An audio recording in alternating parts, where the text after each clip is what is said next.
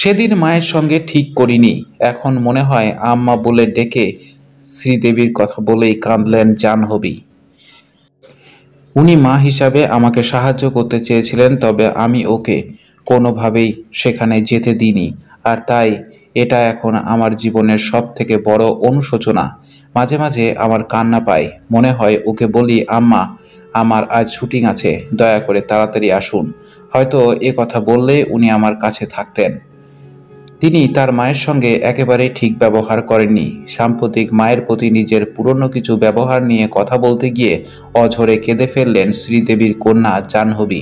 সম্প্রতি এক অনুষ্ঠানে নিজের ব্যবহার নিয়ে এভাবেই আবেগতাড়িত হয়ে পড়েছিলেন শ্রীদেবী এবং বনি কাপুরের কন্যা। ঠিক কী বলতে চাইছেন জাহ্নবী কাপুর? সাম্প্রতিক এজেন্ডা আজতকে একটি অনুষ্ঠানে কথা বলতে গিয়ে জাহ্নবী বলেন, আমি সত্যিই মূর্খ, কারণ আমি ঠিক করেছিলাম সুপারস্টার শ্রীদেবীর কাছে কোনো পরামর্শ আমি নেব না। জাহ্নবীর কথায়, যখন আমি আমার প্রথম ছবি ধড়কে কাজ করছিলাম, তখন আমি সচেতনভাবেই মায়ের থেকে দূরে থাকতে চেয়েছিলাম, কারণ লোকজনের কাছে আমার এটা শুনতে হয়েছিল যে আমি ধড়ক ছবিটি পেয়েছি শুধুমাত্র শ্রীদেবীর মেয়ে বলেই। তাই আমি ঠিক করে ফেলি যে মায়ের থেকে কোনো সাহায্য নেব না।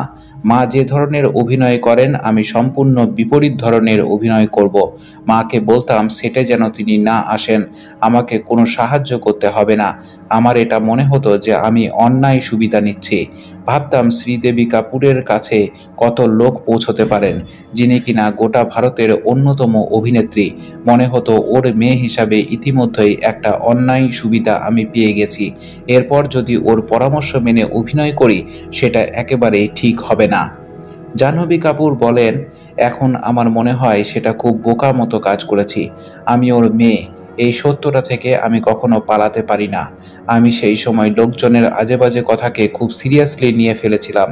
এখন এই সত্যটা ভাবলে কষ্ট পাই যে মা আমার সঙ্গে সেটে থাকার জন্য মরিয়া ছিলেন। উনি মা হিসাবে আমাকে সাহায্য করতে চেয়েছিলেন, তবে আমি ওকে কোনোভাবেই সেখানে যেতে দিইনি। আর তাই এটা এখন আমার জীবনের সবথেকে বড় অনুশোচনা।